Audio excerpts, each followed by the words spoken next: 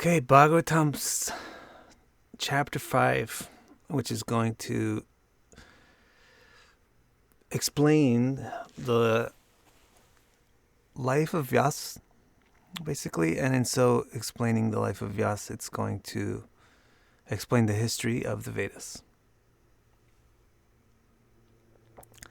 So let me pop this chat out so I can see it. Move this over here. Get rid of that and let's go. All right, so remember Sutta said he's going to narrate the Bhagavad Purana, and then Shaunaka said, where's it come from?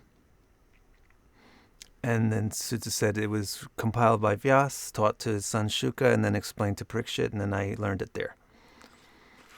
So then Shaunaka said, oh, tell us about Vyasa. Why did he compile this? When, where, why? How? And then he asked other questions about Shukadev and Parikshit. So in this first, now Sutta is going to respond to the first question first. He's going to explain when, where, why, etc. Vyasa compiled the Bhagavatam. So he said, when age 2 was in its third phase, the incarnation of Hari named Vyasa was born to the mystic Parashara and Vasavya.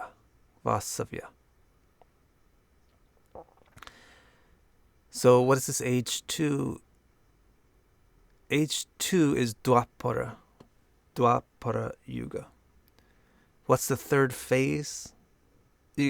Kali is age 4, and Krita or Satya is age 1, Treta. No. Kali means 1, actually. Kali is age 1. It counts in reverse. Satya Krita is age 4, Treta is age 3, Dwapara is age 2. So 4, 3, 2, 1. Where there's 3 parts. The reason why they're named, it's not a chronological 1, 2, 3, 4, but it's a 4-part age, 3-part age, 2-part age, and 1-part age. Now, each age has 3 phases. A dawn, a main phase, and a dusk. And the dawn and the dusk last for 10% of the main phase. So when age 2 was in its third phase, it means just before Kali Yuga started. So if you're going to time this somehow to like our modern time scale, you're definitely talking before 3000 BC. How much before 3000 BC is alarmingly large? It could be like 30,000 BC, but we know that it definitely wasn't earlier than 3000 BC. So it's in the winding down of age 2, the winding down of Dwapara, right before Kali Yuga, that Vyasa was born to Parashara and Vasavya. And Vyasa is a Hari avatar, is an incarnation of Vishnu. So now the story of Vyasa. One morning, after his bath in the pure Saraswati river, Vyasa took a seat alone. As he sat down alone, or he went to his asana alone, to meditate as the light of the rising sun bathed the riverbank. His clear vision could see the past and future, so he knew that an age was fast approaching that would inevitably ruin human culture, character, and capacity, reducing people to stone-hearted, dull-witted, short-lived, confused, and luckless creatures. So here's the people of Kali Yuga today, and it hasn't even gotten to its full swing. Kali Yuga is still in the dawn phase. We're still in the first phase of Kali Yuga. So this is happening in the last phase of the previous Yuga. He's sitting down and meditating and foreseeing what the next phase is going to be like. And what he foresees is, man, culture is going to get ruined, people's character is going to get ruined, and the capacity that people have. Their hearts will have no capacity. He foresaw that they'd be stone-hearted. They would have no capacity of heart. There'll be no capacity of brains, dull-witted. They won't even have capacity for basic physical thing because they're short-lived. And they're basically just confused and luckless. Seeing this, he began to consider how he might help the people of the future as much as possible. In fact, that is the very reason why he was born. That's why he's born at the end of Dwapara Yuga. It's to set up some kind of shelter for Kali Yuga. So he thought, now Sutta is saying this is what Vyasa was thinking. Apparently Vyasa had told some people about this and the story was told. So Vyasa thought the 4 types of rituals in our culture are very good for ordinary people because they inject some sense of spirituality into ordinary materialistic affairs. If I make the descriptions of these rituals clearer, will that help the materialistic people of the coming ages? So this is the first thing that he thought. First thing he thought was, people in Kali Yuga are going to be pretty dumb. They're going to be pretty dull. How can I help them? Well, right here and now, we have some people who are sharper than others. We have some people who are more dull than others. So what kind of Vedic paths are recommended for those people that are fairly ordinary, common, dull people? Well, those are the rituals. Do the rituals. So that was his first idea. Since rituals are good for ordinary people, why are rituals good for ordinary people? You just do things and just do this. Step 1, do this. Step 2, do this. Step 3, do this. Just do it.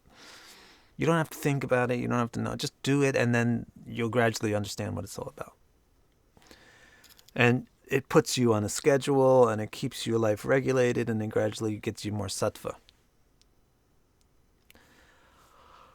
So his first inclination was, let me make the Vedic rituals more simple and clear so that the people in Kali Yuga can still do them. This is why the first thing that Vyasa did was edit the description of the rituals. And he broke them into 4 sections to make it simpler to understand. And those are called Rig, Yajur, Sama, and Atharva. And then the Bhagavatam says he made a 5th division, which is a select collection of histories and ancient tales. And so he took Rig, Yajur, Sama, and Atharva and Purana with the mind that I need to explain how to do these rituals in a bit of a simpler way and in a bit more organized way, and kind of like a do-it-yourself thing, because there'll be fewer teachers and stuff like that. So then he edited all the contents into these 5 sections, and then he put 5 experts in charge of the 5 divisions. So Vyasa's work on the Veda is not solo. We always say Vyasa edited the Veda, but it's not a solo effort. It's a team effort. He first edited the core of the Rig, Yajur, Sama, and Atharva Veda and the core of the Puranas, and then he put different experts in charge of each of these branches of the Veda. There's somebody named Paila he put in charge of Rig, Jaimini in charge of Sama, Vaishampayana in charge of Yajur, and Angira he gave in charge of Atharva. And then Romaharshana he put in charge of the Puranas. And Romaharshana is Sutta's father. Just like Vyasa is Shukadev's father, Romaharshana is Sutta's father.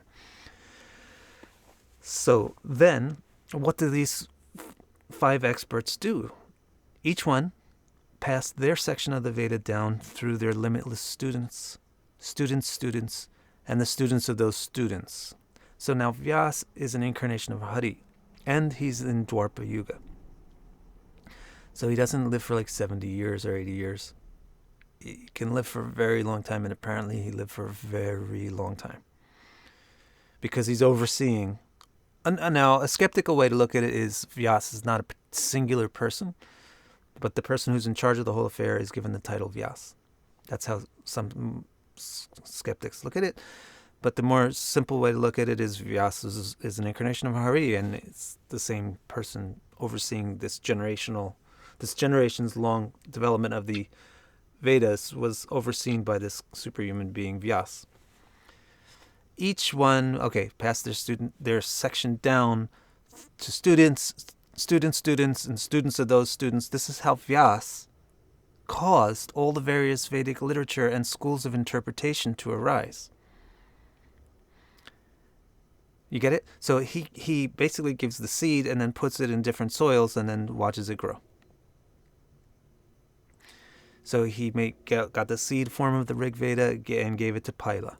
And then Pila grew it with his students and their students and their students. So similarly with Samaveda, it was Jaimini who took charge of it and developed it with his students. And Ramaharshan developed the Puranas with his.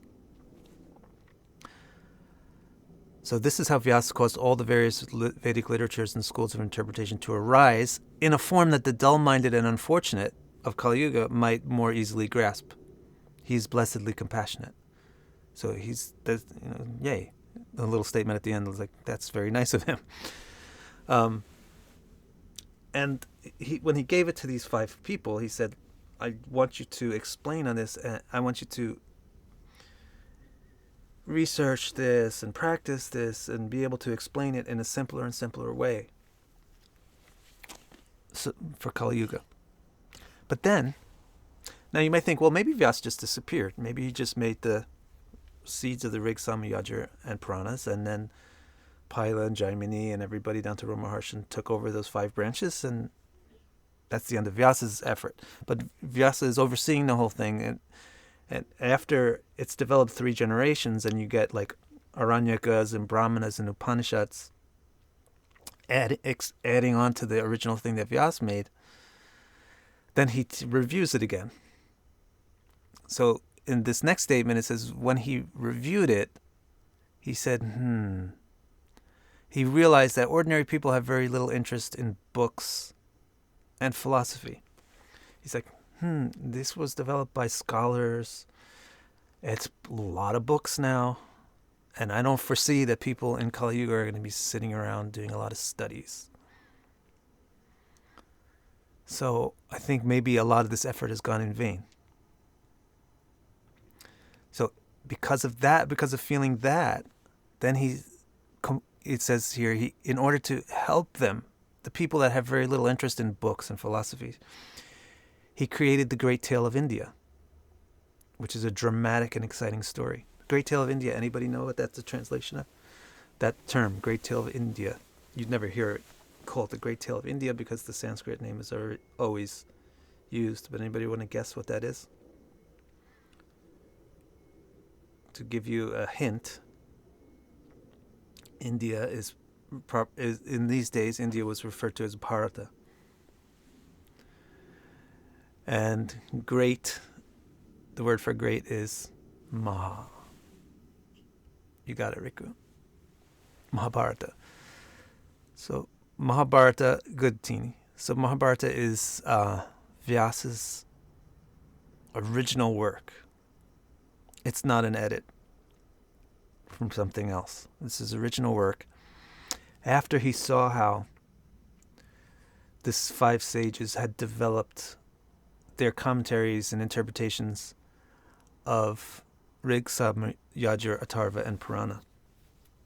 After seeing what they developed and then thinking, this is great, but ordinary people can't digest this, he tried to put it all into a story form, which is a super brilliant idea.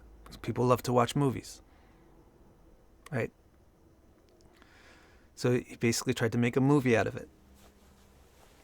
And it's an amazing book. And actually, it's even like had been they made a Broadway play out of Mahabharata. They should make a great full-length movie out of it. It would be amazing. There's been television series, B.R. Chopra, and so forth. There's more modern ones too. It's a very, very tellable story. But, my dear sages, Sutta says, Vyasa's heart remained troubled and unsatisfied even after all this sincere and tireless welfare work. So even after he had finished the Mahabharata, he still felt like, I don't know, is this really going to help the people of Kali Yuga? So he went back to Badrik Ashram. The Badrik Ashram is the place what they're talking about on the shore of the Saraswati River. So he says he went back to that pure place on the Saraswati shore where his work began, which you can visit the spot. I haven't, but it's still there. Some of my friends have. I dedicated, and he's thinking. He's sitting now meditating and thinking, I dedicated myself to explaining the ancient techniques of mantra and fire. That was his first effort.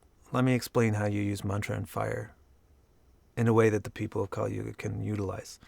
Then I compiled our histories in an entertaining way so even non-intellectuals would have a chance to understand.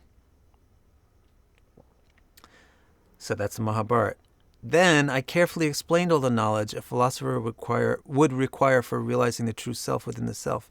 So this actually is referring to Brahma Sutra, which is the second original work by Vyasa.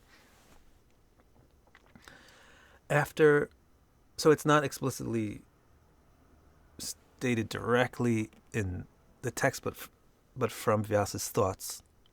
What happened is, after Mahabharata, he's still not sure that, I don't know, this is just a story now. People could just be reading a story. Let me see if I could take all of these books and philosophy that all these sages developed, these 5 sages, and just make it shorter so people don't have to spend so much time studying it. If I could make it shorter and more compact and more direct and also less equivocal, make it more clear and decisive. The Vedas are wandering all over the place with all these different paths and approaches and interpretations of things. Let me just pull them all together, harmonize them all in a short book. So that was after Mahabharata. He tried to write a sutra. Sutra means like a stitch, that you stitch up a wound and you pull a wound together. He tried to pull all the Vedas into a small, more compact form. So he says, look, first I wrote all the modern form of the Vedas. Then I wrote the story that would explain everything just in a simple way. Then I compiled, that's Mahabharata. Then I compiled the Vedanta Sutra, or the Brahma Sutra, which the way he words it here, I carefully explained all the knowledge a philosopher would require for realizing the true self within the self. But something is still wrong. I feel I have not yet given the supreme explanation of spirituality. I still haven't done what I wanted to do. This is generations of work. Perhaps it is because I haven't clearly delineated the all-attractive dharma that is beloved to the topmost swans of spiritualists and is dear even to the infallible one. So he's wondering, maybe it's because I didn't directly give the ultimate thing, because I'm thinking, look, I'm focusing on people in Kali Yuga, people that are short-lived, small-brained, and hard-hearted. So why am I going to try to give the highest thing to them? Let me just give them something simple. But maybe because I missed the highest thing, that's what's missing. Maybe giving something simple without giving the highest thing in it doesn't work. It's like giving the diamond ring without the diamond. So Vyasa's sitting there, but he's got his doubts. While he's sitting there, regretfully contemplating his incompleteness, Narda arrived from the east. Who is Narada? Narada is a very famous sage of the gods. He's called a Devarshi. You get sages here on earth, sages for human beings, but the gods, also have sages. Obviously, the sages of the gods are a higher quality than the sages of the humans. Narada is a Devarshi, the sage for the gods. So he comes to the bank of the Saraswati on earth because Vyasa is feeling upset. A little more description of Narada. Narada is a famous divine sage of the gods. Is very famous. He's worshipped by the gods in heaven because he's like the guru. And he always carries a veena. So he's also a musician. And he's not a... So bear that in mind, that Narada is kind of a happier type of a sage. He's a bhakti-oriented sage. He's not like a very dreadlock, bones and skin and bones hermit. Angry, smite you with a lightning bolt with a curse kind of sage. He's a beautiful, healthy music player. And he usually even explains himself through songs. That's why he's always carrying his veena. So when Vyasa sees him arrive from the east, he stands up quickly and respectfully and welcomes him as if he were the creator himself, as if he were Brahma himself. Narada is a immediate creation of Brahma, so he's like a child of Brahma. So, but Vyasa just respected him as if he was Brahma himself. Seated comfortably, after Vyasa gave him a comfortable place to sit, Narada could then see that Vyasa was troubled. With a smile, he addressed the sage.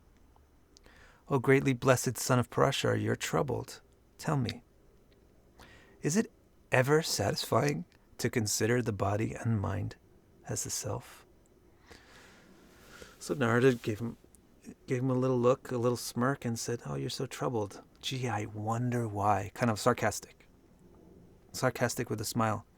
"Is it ever satisfying to consider the body and mind as the self? Will you ever be satisfied if you think that you are a mind with ever-changing emotions, or a body with ever-changing health and shape?" That's what he asked Vyasa, with a smile and a smirk. Now Vyasa is going to think, why is he asking me that? I don't think I'm a body or a mind. So Vyasa was shocked by the boldness of this question and was at a loss for words. So Narada continued, "Even though you very thoroughly inquired and explained everything in a most well-versed manner, still you feel dissatisfied. So you very thoroughly inquired, you understood the Veda very carefully, and you explained it really well, but you're not satisfied."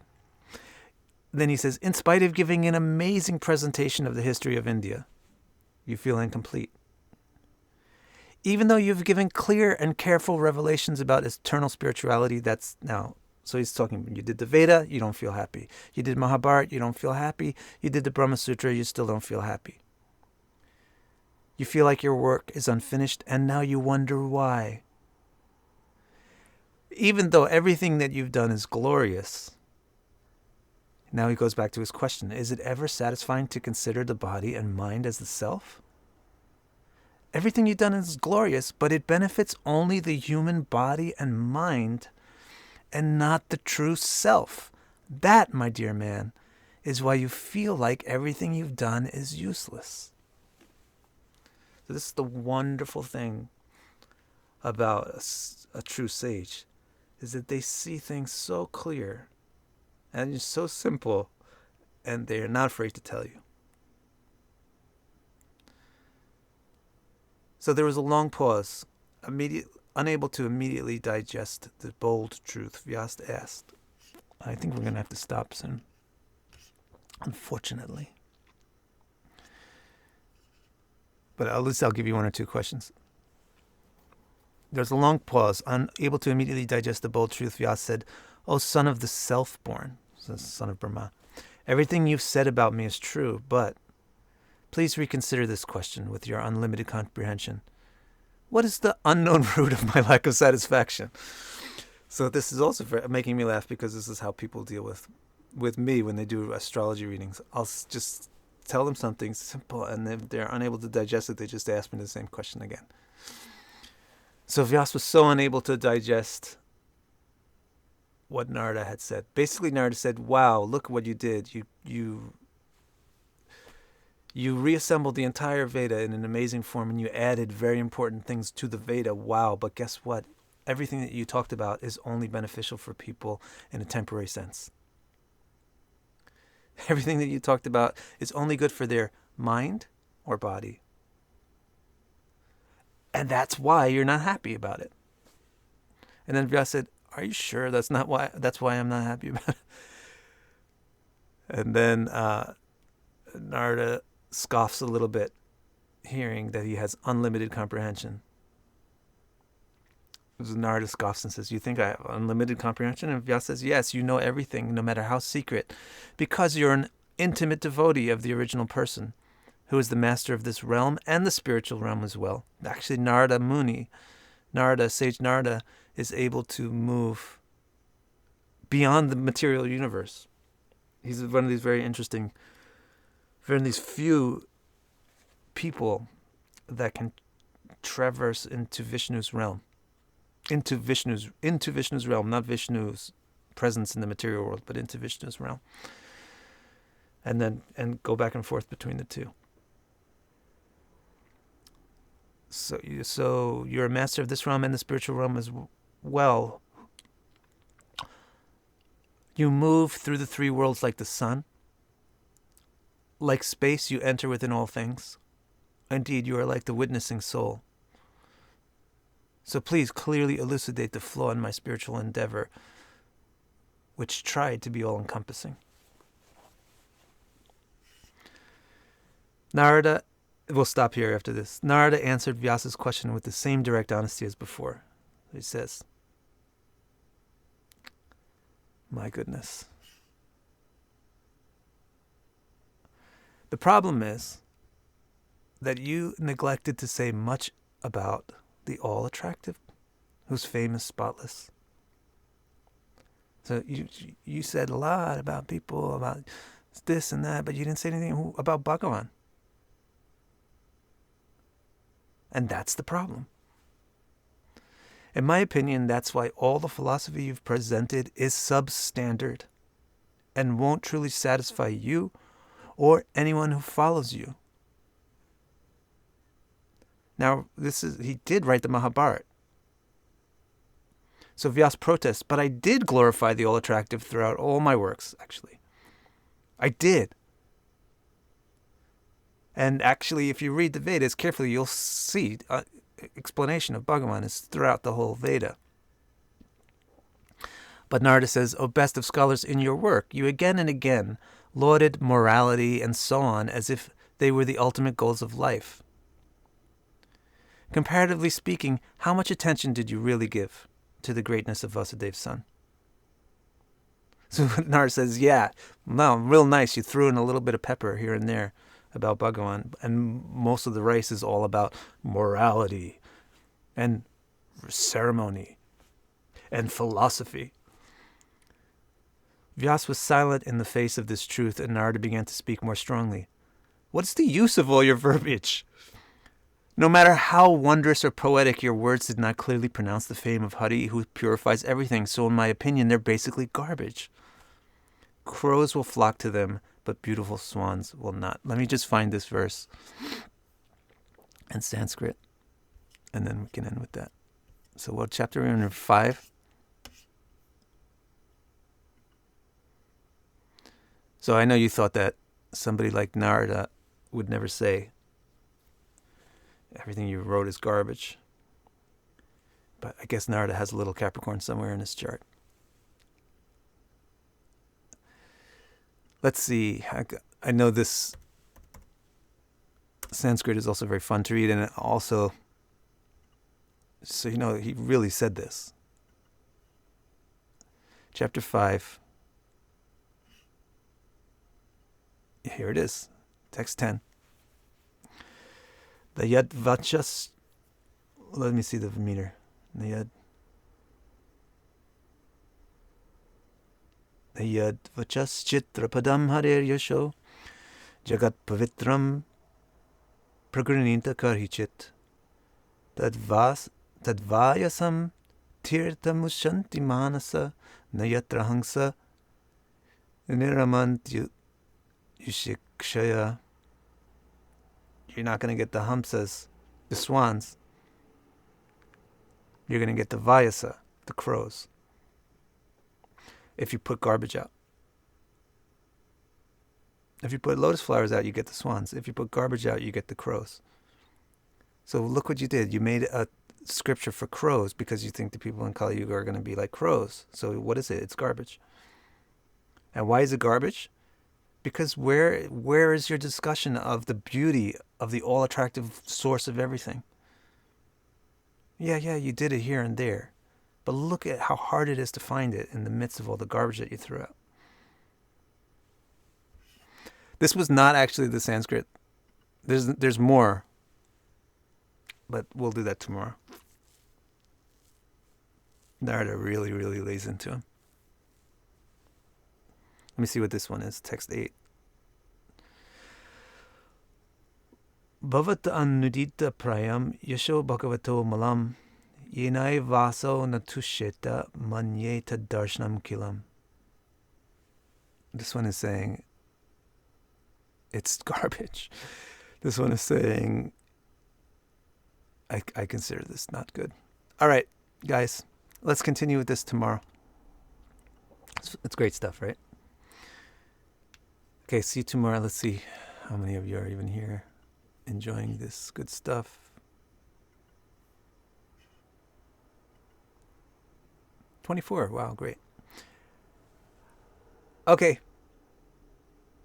See you tomorrow. Looking forward to it.